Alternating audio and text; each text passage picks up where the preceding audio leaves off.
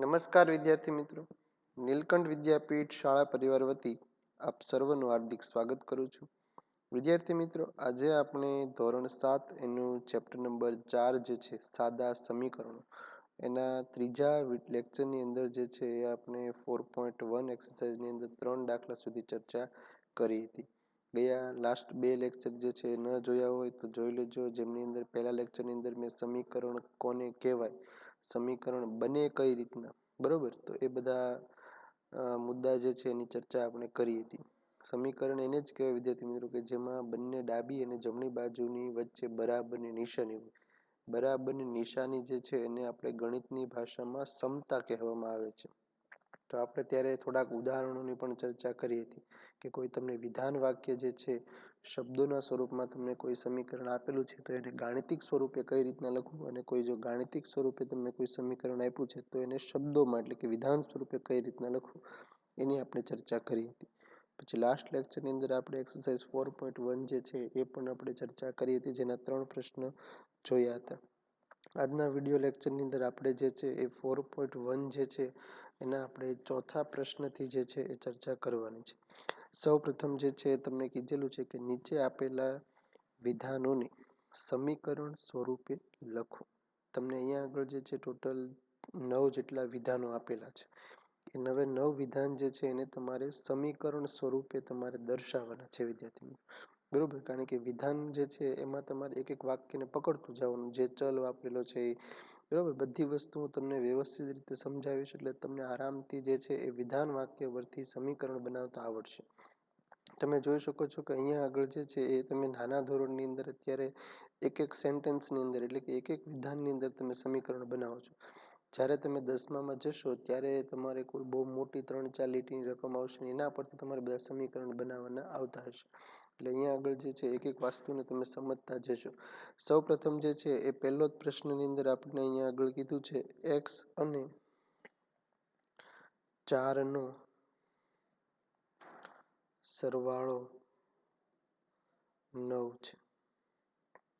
ચાલો અહીંયા આગળ જે છે આપણે એનો આન્સર લખીએ. x અને 4 નો સરવાળો 9 છે. x અને 4 નો સરવાળો 9 છે એટલે અહીંયા આગળ તમે જુઓ તો અને શબ્દ આવ્યો એટલે x પહેલા લખો તમે, અને એટલે જે છે એ ખાસ યાદ રાખજો સરવાળો થશે એટલે કે વત્તાની નિશાની આવશે.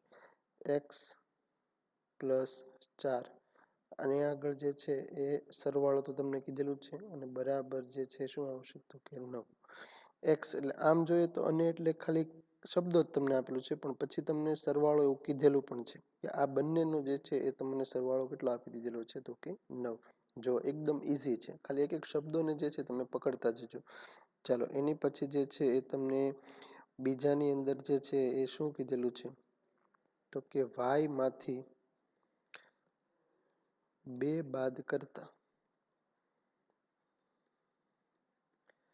8 મળે, બરોબર. y માંથી જે છે એ તમે 2 બાદ કરો એટલે તમને શું કીધું છે તો કે 8 મળે.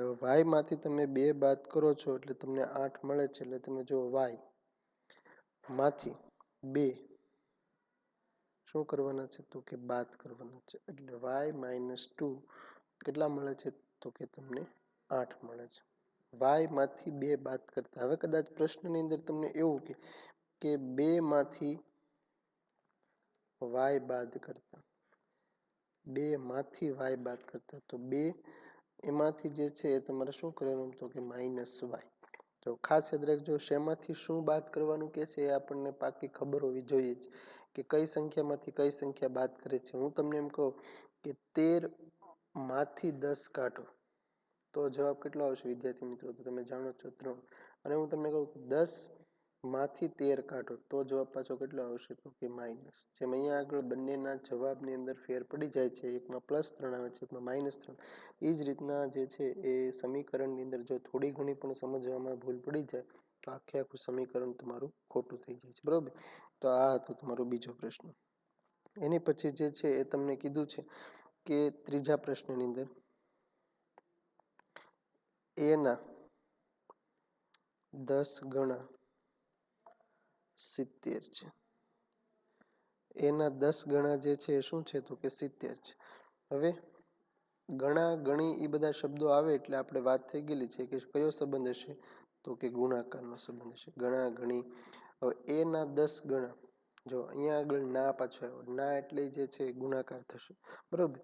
એના 10 ગણા એટલે આપણે શું લખશું તો કે 10a કેટલા થાય છે તો કે 70.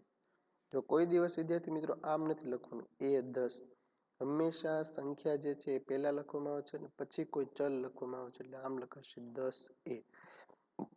એવું ભલે કીધું કે a ના 10 ગણા, એટલે આમ તમે લખો તોય જે છે a ગુણ્યા 10 બંને વચ્ચે ગુણાકારનો સંબંધ છે, પણ ખરેખર આ રીતના લખાય છે 10 ગુણ્યા a. તો આ હતો તમારો ત્રીજો.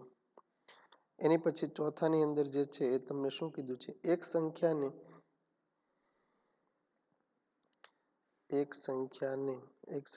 b ને 5 વડે ભાંગતા 6 મળે. ચાલો, એક સંખ્યા b ને, કઈ સંખ્યા છે એ આપણને કઈ ખ્યાલ છે નહીં. હવે એને તમને કીધું છે એક સંખ્યા b ને, હવે અહીંયા આગળ જે છે કીધું એક સંખ્યા b ને, એટલે અહીંયા આગળ લખું b ને. શું કરવાનું છે તો કે b ને 5 વડે ભાંગતા, એટલે b ને હું 5 વડે ભાંગી નાખું તો કેટલા મળે છે તો કે મને 6 મળે છે. થઈ ગયું વિધાન વાક્ય, સમીકરણ બની ગયું. એક સંખ્યા b ને, એટલે અહીંયા આગળ મેં b લખ્યા, 5 વડે ભાંગતા એટલે 5 વડે મેં એને ભાંગી નાખ્યું, 6 મળે છે. બસ આ રીતના જે છે એકદમ સિમ્પલ હોય છે.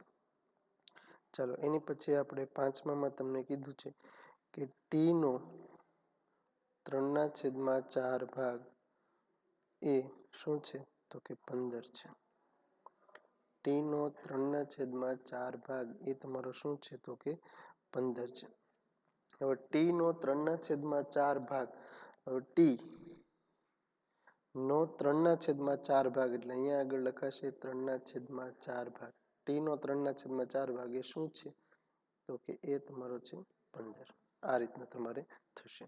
ચાલો, એની પછી જે છે છઠ્ઠામાં તમને શું કીધું છે, છઠ્ઠામાં m ના 7 ગણામાં 7 ઉમેરતા 77 મળે છે. ચલો, એની પછી આપણે આગળ જે છે એ જોઈએ. આપણે છઠ્ઠું, m ના 7 ગણામાં 7 ઉમેરતા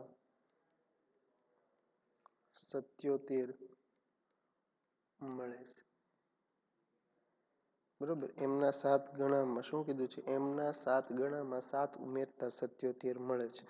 ચાલો, અહીંયા આગળ જે છે એ તમને કીધું છે એમના 7 ગણા, જો એટલું કીધું છે એમના 7 ગણા, એટલે 7m માં 7 ઉમેરતા એટલે +7 કેટલા મળે છે તો કે 77. થઈ ગયું તમારું સમીકરણ. m ના 7 ગણા એટલે m ને તમારે 7 વડે ગુણવાનો છે, અને એમાં પાછું જે છે 7 ઉમેરતા એટલે તમને ખ્યાલ છે સરવાળો, 7 ઉમેરતા +7 કેટલા મળે છે તો કે 77 તમને મળે છે. ચાલો, એની પછી જે છે એ સાતમાની અંદર તમને શું કહે છે તો કે ભાઈ કોઈ સંખ્યા x ના 1/4 માંથી 4 બાદ કરતા 4 મળે છે. કોઈ સંખ્યા x ના 1/4 માંથી કોઈ સંખ્યા x ના 1/4 માંથી 4 બાદ કરતા કેટલા મળે છે તો કે 4 મળે છે. ચાલો, અહીંયા આગળ જે છે એ તમને શું કહે છે કે એક સંખ્યા જે છે એનું તમને એમ કીધું છે કે એક સંખ્યા x ના 1/4 ભાગ એટલે 1/4 માંથી 4 બાદ કરતા, એટલે આમાંથી 4 બાદ કરતા કેટલા મળે છે તો કે 4 મળે છે. કોઈ સંખ્યા x ના એટલે x ના 1/4 ભાગ, 1/4 ભાગ એટલે તમને દરેક લોકોને ખ્યાલ છે 1/4, એટલે એક તો આપણે ઉપર કઈ નથી લખતા, નીચે છેદમાં 4 કરી નાખ્યા, માંથી આપણે જે છે 4 બાદ કરવું એટલે -4 બરાબર 4 આવશે. ચાલો, એની પછી જે છે એ ત્રીજો પ્રશ્ન શું કે છે, y ના 6 ગણામાંથી 6 બાદ કરતા 60 મળે છે. ચાલો, y ના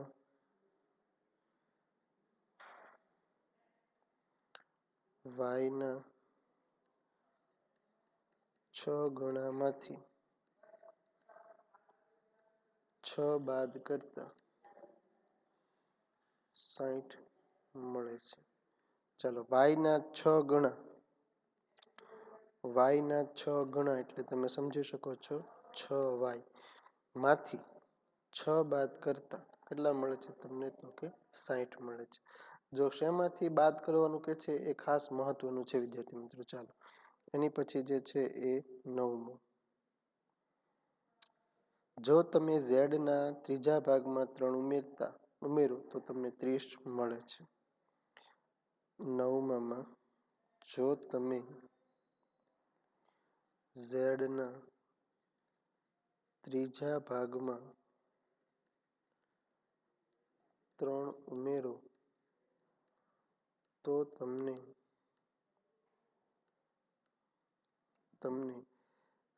30 મળે.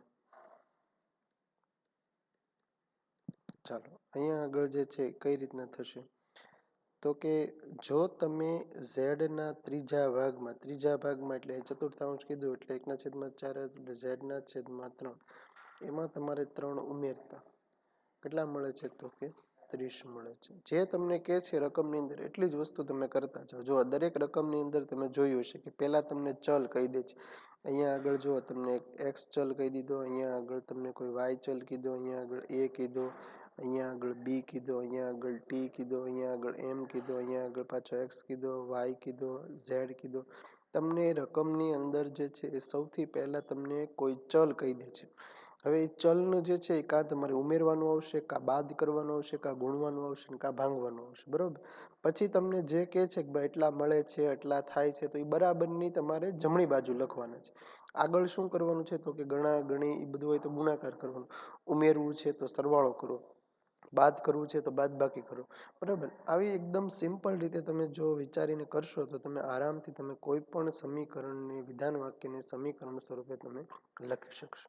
તો આ હતો તમારો 4.1 નો ચોથો પ્રશ્ન. ચાલો એનાથી આગળ હવે જોઈએ 5મા પ્રશ્નની અંદર શું કહે છે તો કે નીચે આપેલા સમીકરણોને હવે આપણે શું કરવાનું છે તો કે વિધાન સ્વરૂપે હવે આપણે એને લખવાનું છે. ચાલો નીચે આપેલા સમીકરણોને વિધાન સ્વરૂપે લખો. એમાં પહેલો પ્રશ્ન જે છે એમાં તમને કીધું છે p+4 = 15. હવે આનું જે છે એ મારે જો વિધાન વાક્ય બનાવવું હોય તો કઈ રીતના બનશે આનું વિધાન વાક્ય?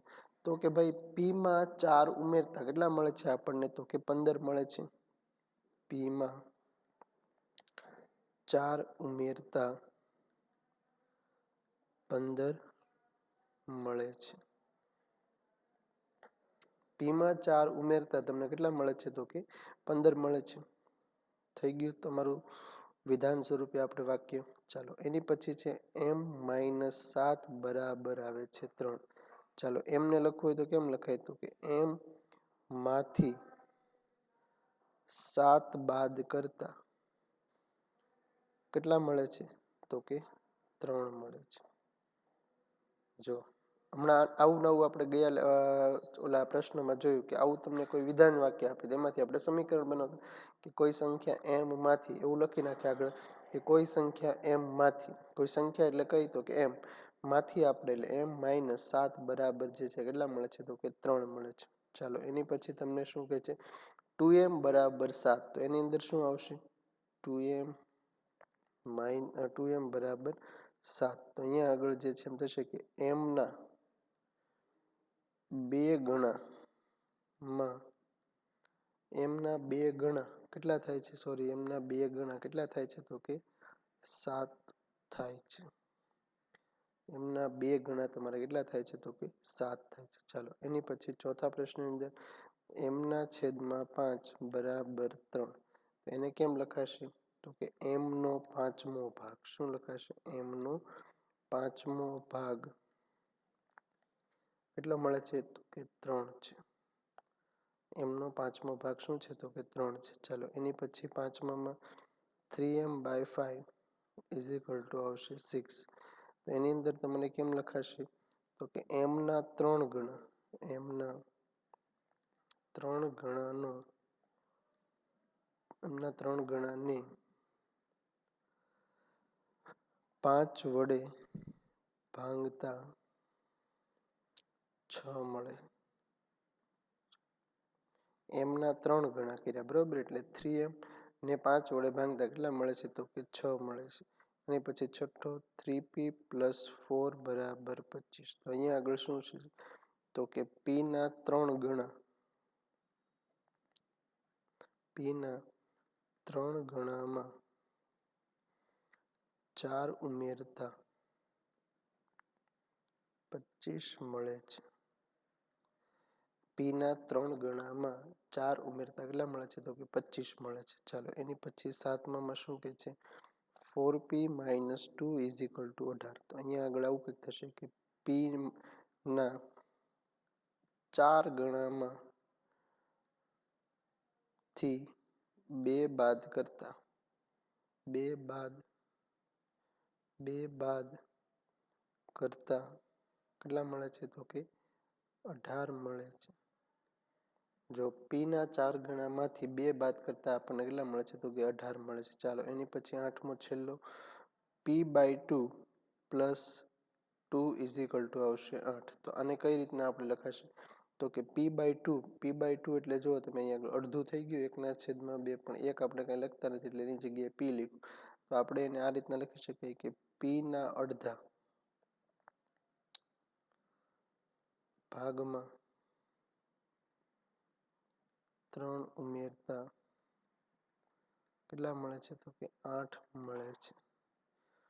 p ના અડધા ભાગમાં 3 ઉમેરતા કેટલા મળે છે? આપણને 8 મળે છે. તો આની પહેલાના આપણે જે પ્રશ્ન હતો એની અંદર આપણે જોયું હતું કે કોઈ સમીકરણ જે છે તમને વિધાન વાક્ય આપ્યું હોય તો એની પરથી આપણે સમીકરણ બનાવતા હતા. જ્યારે એની પછીનો પ્રશ્ન જે છે એમાં શું હતું? તો કે કોઈ સમીકરણ આપ્યું છે જેમાંથી આપણે બધા એના વિધાનો લખીએ છીએ બરોબર. તો આ બધી વસ્તુ ઝીણી ઝીણી છે કે નહીં, તમારે 7મા ધોરણની અંદર આ ચેપ્ટરમાંથી સાદા સમીકરણોમાં ખાલી બસ આવું બધું શીખવાનું છે તમારે. ચાલો એની પછી હવે આપણે જોઈએ છેલ્લો પ્રશ્ન, છઠ્ઠો. હવે તમને એની અંદર જુઓ તો થોડુંક 1-2 સેન્ટેન્સની અંદર મોટા સમીકરણો બનાવવા જેવું તમને કીધું છે, પણ છે એકદમ સહેલું. છઠ્ઠો પ્રશ્ન જે છે કે નહીં એની અંદર આપણે જોઈએ તો સૌથી પહેલો જે છે પ્રશ્ન એની અંદર આપણે જવાબમાં જોઈએ તો ઇરફાને કહ્યું કે તેની પાસે પરમિત પાસેની લખોટીના 5 ગણા કરતા 9 લખોટી વધુ છે. ઇરફાન પાસે કુલ કેટલી લખોટી છે? 37 લખોટી છે. પરમિત પાસેની લખોટીની સંખ્યા માટે m ધારો. તો અહીંયા આગળ જે છે હું પહેલા ધારી લઉં કે ધારો કે પરમિત પાસે m લખોટી છે. ધારો કે પરમિત પાસે શું છે? તો કે m લખોટી છે. હવે એને એમ કીધું છે કે પરમિત પાસેની લખોટીના 5 ગણા કોની પાસે છે? તો કે ઇરફાને એવું કીધેલું છે. એટલે આપણે જે છે એક સમીકરણ કઈ રીતના બનશે? જો ઇરફાને કહ્યું કે તેની પાસે પરમિત પાસેની લખોટીના 5 ગણા. પરમિત પાસે તમે વિચારો કે જો m લખોટી હોય તો m ના અહીંયા આગળ જો પરમિત પાસેની લખોટી જે છે એટલે કેટલી થઈ ગઈ? તો કે m. હવે તમે અહીંથી વાંચો તો m ના 5 ગણા એટલે 5m કરતા 7 વધુ લખોટી છે. કરતા 7 વધુ લખોટી છે. કુલ કેટલી લખોટી છે? તો કે 37 લખોટી. કોની પાસે? તો કે ઇરફાન પાસે. તો આ રીતનું તમારું સમીકરણ બનશે. ફરીવાર સમજાવું, આપણે પરમિત પાસેની લખોટી માટે m ધારેલું છે કે ભાઈ ધારો કે પરમિત પાસે જે છે એ m લખોટી છે. હવે ઇરફાન નામનો કોઈ વ્યક્તિ જે છે એવું કહે છે કે ઇરફાને કહ્યું કે તેની પાસે એટલે કોની પાસે? તો ઇરફાન પાસે શું છે? તો કે પરમિત પાસેની લખોટીના 5 ગણા કરતા 7 લખોટી વધુ છે. વધુ છે એનો મતલબ કે શું છે? તો કે પ્લસ. તો 5m + 7 આવું કોણે કીધું? તો કે ઇરફાને. અને ઇરફાન પાસે કેટલી લખોટી છે? તો કે 37. તો આ થઈ ગયું તમારું સમીકરણ. ચાલો એની પછી બીજા પ્રશ્નની અંદર જે છે તમને શું કહે છે? લક્ષ્મીના પિતા 49 વર્ષના છે. તે લક્ષ્મીની ઉંમરના 3 ગણાથી 4 વર્ષ મોટા છે. લક્ષ્મીની ઉંમર માટે y ધારો. તો અહીંયા ધારી લો કે ધારો કે લક્ષ્મીની ઉંમર y છે. ધારો કે લક્ષ્મીની ઉંમર શું છે વિદ્યાર્થી મિત્રો? તો કે y છે. હવે તમે જે છે એ અહીંયાથી જુઓ તો લક્ષ્મીની ઉંમરના એટલે અહીંયા આગળ તમારે y લઈ લો. y ના 3 ગણા એટલે શું થઈ જશે? તો કે 3y. 3 ગણાથી 4 વર્ષ મોટા એટલે 4 વર્ષ મોટા એટલે જે છે તમારે શું આવશે +4 આવશે. કોણ છે તો કે લક્ષ્મીના પિતા. તો એટલે 3y + 4 બરાબર જે છે શું આવશે તો કે 49. જો લક્ષ્મીના પિતા 49 વર્ષના છે બરોબર, તો અહીંયા આગળ આપણને 49 આપણે લખી નાખ્યા. હવે અહીંયા આગળ જો તે લક્ષ્મીની ઉંમરના 3 ગણાથી 4 વર્ષ મોટા છે. લક્ષ્મીની ઉંમર માટે મેં જે છે વિદ્યાર્થી મિત્રો y ધારી લીધું છે. હવે આપણે તમે રકમ વાંચો તો y ના 3 ગણાથી એટલે 3y 4 વર્ષ મોટા છે એટલે +4 મેં અહીંયા આગળ કરેલા છે. કોણ તો કે લક્ષ્મીના પિતા એટલે 49 આપણે લખ્યું એના બરાબર. ગયા દાખલાની અંદર જે છે આપણે ઇરફાન વાત કરતો હતો તો એના બરાબર ઇરફાન લખ્યું તો અહીંયા આગળ લક્ષ્મીના પિતાનું આપણે અહીંયા આગળ લખી નાખ્યું. ચાલો એની પછી આપણે ત્રીજો પ્રશ્ન જોઈએ. એની અંદર જે છે એ શું આવશે, શિક્ષકે વર્ગમાં કહ્યું કે સૌથી વધારે ગુણ મેળવનાર વિદ્યાર્થીના ગુણ વર્ગના સૌથી ઓછા ગુણ મેળવનાર વિદ્યાર્થીઓના ગુણના 2 ગણાથી 7 વધારે છે. જો સૌથી વધારે 87 ગુણ છે તો સૌથી ઓછા ગુણ માટે તમે y ધારો કે સૌથી ઓછા ગુણ કેટલા છે તો કે l છે. હવે આપણને કીધું છે કે સૌથી ઓછા ગુણના 2 ગણા થાય છે બરાબર. સૌથી ઓછા ગુણ જે છે કે સૌથી ઓછા ગુણ મેળવનાર વિદ્યાર્થીઓના ગુણના 2 ગણાથી 2 ગણા કરવાનો એટલે 2l. 7 વધારે છે એટલે શું આવશે તો કે +7. સૌથી વધારે ગુણ કેટલા છે તો કે 87. આ તમારું સમીકરણ થઈ ગયું. ચાલો એની પછી આપણે જોઈએ ચોથો, એક સમદ્વિબાજુ ત્રિકોણમાં શિરોબિંદુ કોણ એ આધાર કોણ કરતા 2 ગણો છે. આધાર કોણનું માપ b ધારો. યાદ રાખો કે ત્રિકોણના ત્રણેય ખૂણાના માપનો સરવાળો 180 થાય તમે દરેક લોકોને જાણો છો બરોબર. હવે આપણને જે છે અહીંયા આગળ શિરોબિંદુ કોણ અને આધાર કોણ. કોણ એટલે જે છે વિદ્યાર્થી મિત્રો તમને ખ્યાલ ન હોય તો કહી દો. કોણ એટલે થશે ખૂણો. શું થશે તમારે ખૂણો. કોણ એટલે થશે તમારે ખૂણો. હવે આપણે પેલા ધારી લઈએ કે ધારો કે આધાર કોણનું માપ b છે. ધારો કે આધાર કોણનું માપ શું છે તો કે b છે.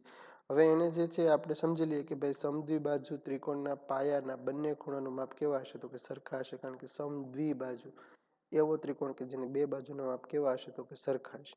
આથી પાયાના બીજા આધાર કોણનું માપ જે છે એ પણ કેટલું થશે તો કે b થશે. હવે આપણને કીધેલું છે કે શિરોબિંદુ કોણ એ આધાર કોણ કરતા શું છે તો કે 2 ગણો છે. 2 ગણો છે એટલે એનો મતલબ 2b. અહીંયા આગળ જે છે આપણે સમીકરણ આ રીતના બનશે. ત્રિકોણના ત્રણેય ખૂણાના માપનો સરવાળો 180 થાય એટલે b + 2b બરાબર જે છે 180. તેથી સમીકરણ કંઈક આ રીતના થશે. 4b બરાબર કેટલા આવશે તો કે 180. આવું કંઈક તમારું સમીકરણ આવશે. તો અહીંયા સુધી વિદ્યાર્થી મિત્રો આપણે રાખીએ. હવે પછી જ્યારે પાછા આપણે ભેગા થશું ત્યારે કંઈક અલગ ટોપિકની આપણે ચર્ચા કરશું. Thanks for watching.